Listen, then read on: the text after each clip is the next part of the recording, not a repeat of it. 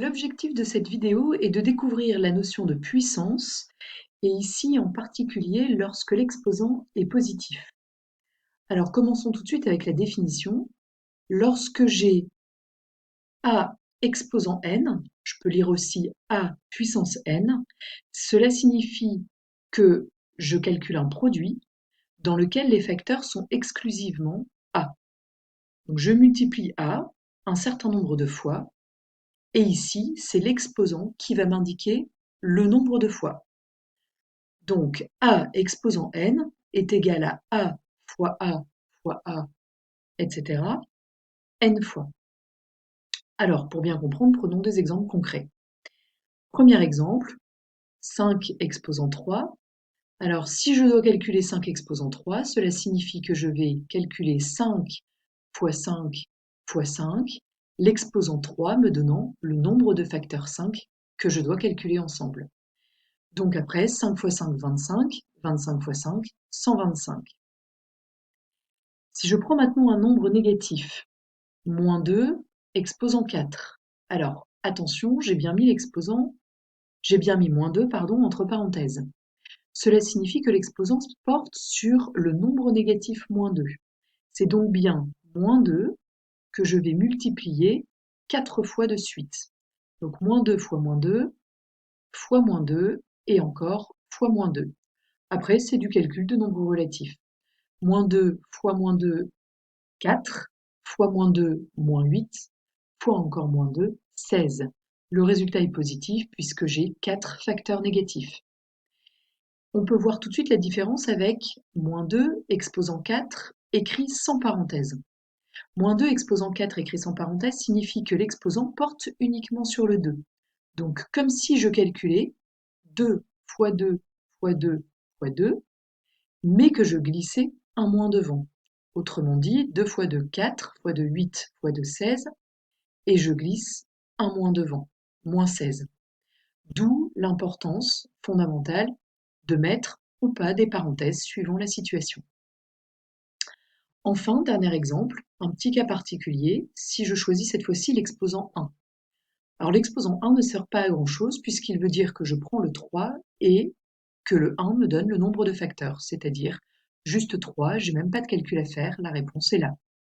Donc ça c'est valable pour n'importe quel nombre en exposant 1. Je peux aussi le voir avec un nombre négatif. Moins 7 exposant 1 signifie que je prends moins 7 et mon calcul s'arrête là.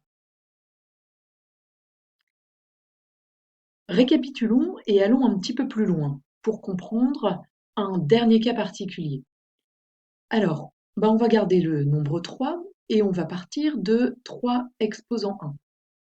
3 exposant 1, je viens de voir que c'est égal à 3. 3 exposant 2, je maîtrise bien, c'est égal à 3 fois 3, c'est-à-dire 9. 3 exposant 3, alors c'est 3 fois 3 fois 3, ou bien tout simplement, je repars de 3 exposant 2, je le multiplie par 3, puisque là j'ai 2 facteurs, et là j'en ai 3. Donc j'en rajoute 1 ici.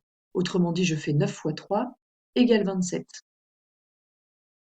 Dernier exemple, je prends 3 exposant 4, ça signifie que je prends 3 exposant 3, que je remultiplie de nouveau par 3, autrement dit, 27 fois 3 égale 81.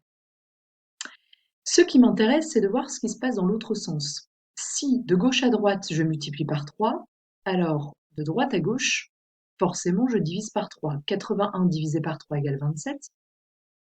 27 divisé par 3 égale 9. Et 9 divisé par 3 égale 3. Autrement dit, on va pouvoir aboutir à 3 exposant 0, qui est un cas particulier, et observer que si je passe de droite à gauche, je divise par 3, donc je vais tout simplement, pour trouver le résultat, prendre 3 et le diviser par 3. Autrement dit, j'obtiens 1. Ici, on vient de voir que 3 exposant 0 est égal à 1. À retenir. Dernier exemple pour aller jusqu'au bout de cette idée-là. Cette fois-ci, on va prendre un nombre négatif. Donc si je prends moins 5, eh bien, la question qui se pose, c'est quelle sera la valeur de moins 5 exposant 0? Voilà, on sait que 3 exposant 0 donne 1, moins 5 exposant 0, est-ce que ça donne 1 ou est-ce que ça donne moins 1? On peut se poser la question.